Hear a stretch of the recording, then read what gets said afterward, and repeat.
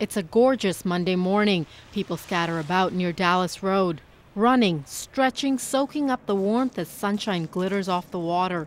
And in the parking lot at Clover Point, there's this group. With tongs in one hand and buckets in the other, they're ready to get to work. And we're going to send, I've got some maps here. They are the Rig Diggers, a group of volunteers and staff that work at AVI and help pick up needles around Victoria, including beaches like right here on Dallas Road and Beacon Hill Park. It's all in an effort to keep you and your family safe.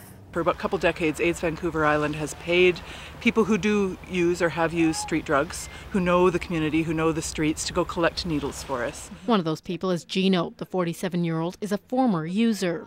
From 3 years ago when I started, we'd go get 50, 60 a day.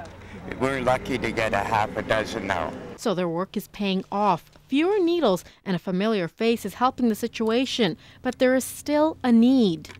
We have a lot of people that now, they see us coming, right, because we've now been doing it for so long, right? They'll give us their dirties. You're never going to touch rigs.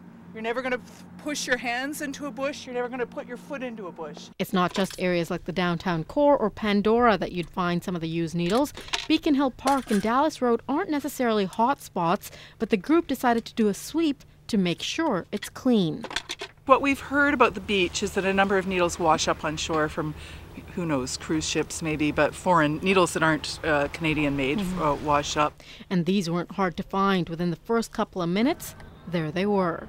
Rig diggers can come back with maybe 2 or 3 needles from doing a 2-hour route, and we've had rig diggers come back with 1,000 needles from doing a 2-hour route.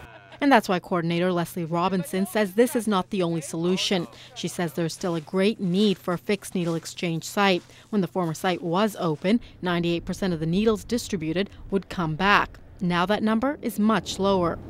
Since the needle exchange got closed down 3 years ago, there's been even more of a need to collect needles. So the rig diggers' responsibilities were increased to not just collect needles from the streets, but also from individuals, and they carry clean supplies with them to distribute. Anybody got something I can pick up? As for Gino, he comes out here a couple times a week. He says for him, it's more than just a job. I have 8 children, and to keep them all safe. And a warning, if you happen to find needles in the park, don't touch them. You can call AVI or the City of Victoria to pick them up. Check out the website for more info. In Victoria, I'm Sucheta Singh for The Daily.